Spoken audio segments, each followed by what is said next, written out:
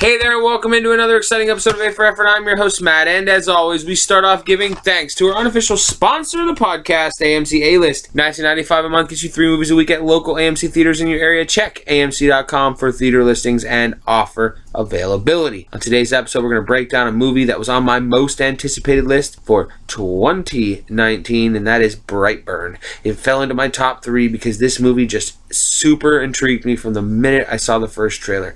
And if you've ever seen Man of Steel, that trailer sets it up so beautifully, right? It starts off exactly beat for beat, exactly the same trailer for Man of Steel, for Brightburn. It's Superman, it's that kind of music and that epic, like, okay, here we go, it's another superhero movie, and then flip 100%, 180 degree flip. What if a kid got his superpowers and decided to use them for nefarious purposes and not to become a superhero? And that's what Brightburn is, and that movie really was amazing. Listen, I'm not a huge horror fan, and do I say it's the scariest movie of the year? No. Do I say it's a little bit scarier than Us?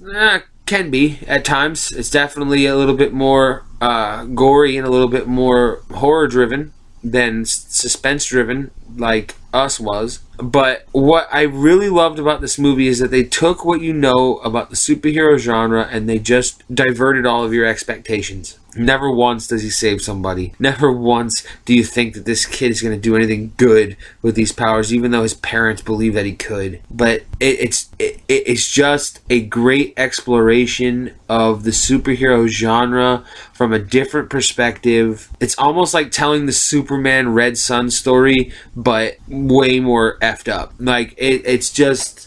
I can't speak highly of this movie enough. I don't know what kind of reviews other people are giving it. I don't even, the guy next to me in the theater was like, oh wow, that wasn't what I thought it was going to be. Like, it's exactly what I thought it was going to be, and I loved it for what it was. It definitely is a movie you have to go into with your expectations, not expecting it to be this horrific horror film or basically the story of Superman. It's not. It's different. They've built their own story. Like, the concepts are the same, these parents in Kansas find a baby in a spaceship and they raise it as their own, and they're just as good at parents as Clark Kent's were, but this kid has just got something wrong with him, and it comes from the ship. The ship is like talking to him, and the ship kind of feeds him these words, and it's in his blood, it's in his nature, and he just goes at it, and it's horrific. Like, there's no jump scares that got me like, oh god, it's so scary. What was, like, for me, like, I felt was cringe-worthy was some of the gore.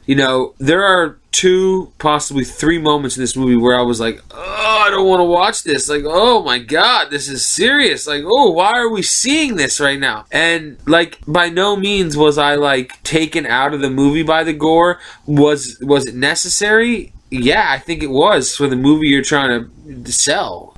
There's 2 scenes in particular that just ring in my mind over and over and over again. One in the diner and one in a car that just are horrifying. Like, absolutely horrifying. And I liked how the movie ended. It ended in a way that you don't expect.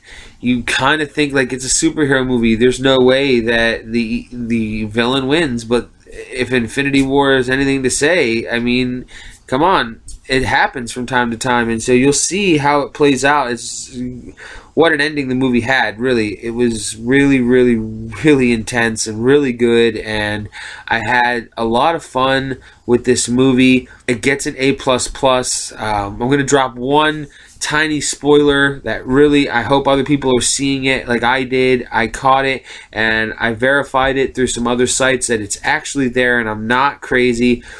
So in 3, 2, 1, spoiler alert. If you don't want to hear this, end the podcast now. You know that it got an A++. At the end of the movie, Michael Rooker has a surprise appearance, and he is going over these videos of, like, sites of Brightburn, and, like, is he real, is he not real, so and so forth. And he pulls up these 6 photos of these, could they exist photos, right? And one of those 6 photos, the Crimson Bolt, Rainn Wilson's character from the movie Super. And if you know, that's one of James Gunn's movies, and James Gunn was a producer on this movie. It was sort of a family affair. James Gunn, his brother Mark, and his cousin Brian all wrote and produced this movie together. And so they threw this Easter egg in there. And do I think that we'll eventually get a shared universe with the Crimson Bolt? Probably not.